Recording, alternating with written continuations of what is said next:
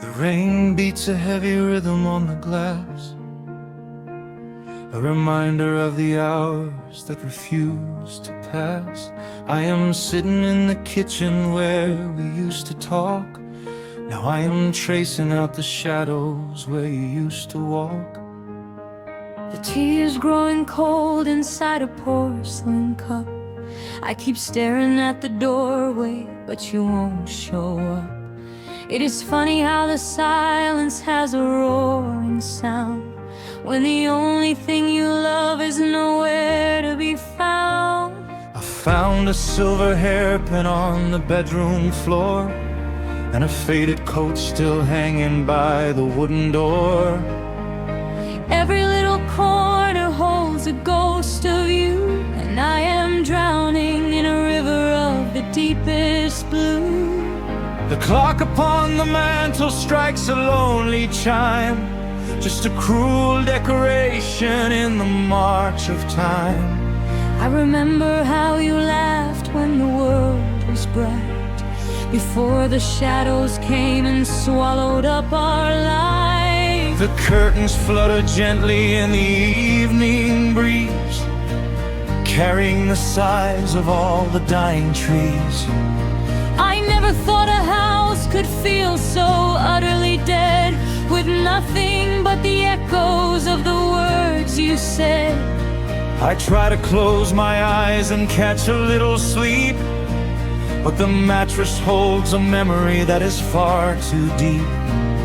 I turn around and reach across the empty space, and find nothing but the coldness of this lonely place. The floorboards creak beneath my hesitant tread, like a warning from the living to the lonely dead. I look at the calendar hanging on the white wall, marking down the days that have started to fall, since the moment you packed your things and walked away, leaving me with nothing but the words I couldn't say. I touched the wallpaper where your shadow used to lean, and I wonder if our love was just a passing scene, a temporary shelter from a harsher storm, a brief, beautiful moment when our hearts were warm.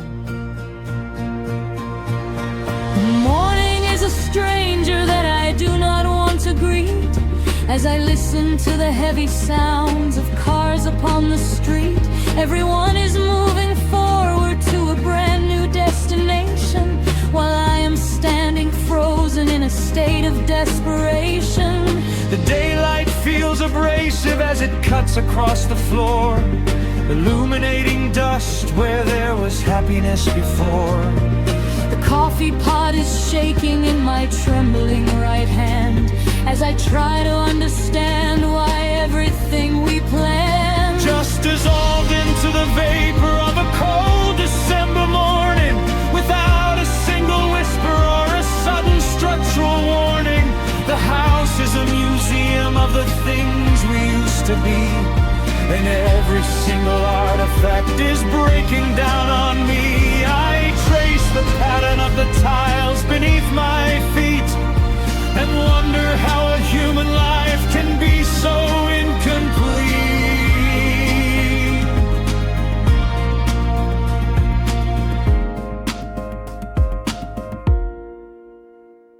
The autumn leaves are falling in a golden heap, but I am buried under promises I could not keep. I walked down to the station where we said goodbye, underneath the heavy canopy of an iron sky. The train tracks stretch forever to a distant place, and the smoke overhead cannot erase your face.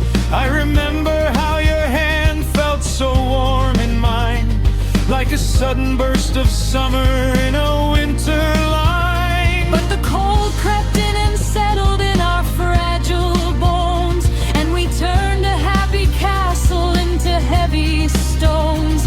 We spoke in sharp directions, though we meant to stay, and we watched our little kingdom slowly drift away. Now I am standing on the platform as the engines scream, waking up to realize I lost the only dream that ever made the morning worth the rising sun. Now the day is over and the damage has been done. The passengers are rushing past without a single glance.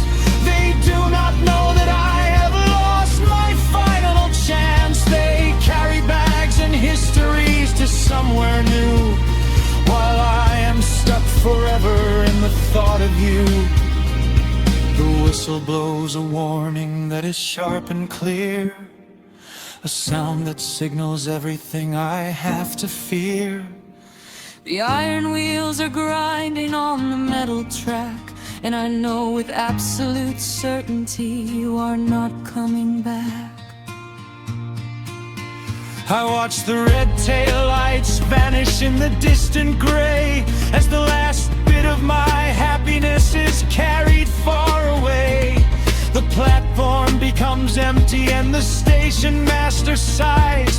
He looks at me with pity in his faded old eyes. He knows the look of someone who has missed the final train and must walk back home alone through the freezing rain. I turn my collar up against the bitter biting wind, thinking of the sacred bond that we so carelessly thinned. The gravel crunches loudly underneath my worn-out shoes, a steady rhythm marking out the things I had to lose. I see my own reflection in a puddle on the ground, a hollow shell of someone who is never to be found.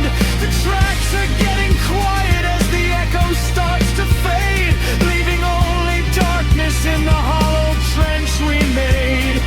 The streetlights turn on slowly with a dull and yellow glow, casting jagged shadows on the melting slush and snow. I feel like a ghost who is forgotten by the town, just a heavy piece of lumber that is slowly sinking down. The concrete underneath me feels so infinite and cold, a bitter contrast to the stories that we previously told. I walk the dark perimeter of this abandoned square, breathing in the heavy scent of failure in the air. And the rain keeps falling down.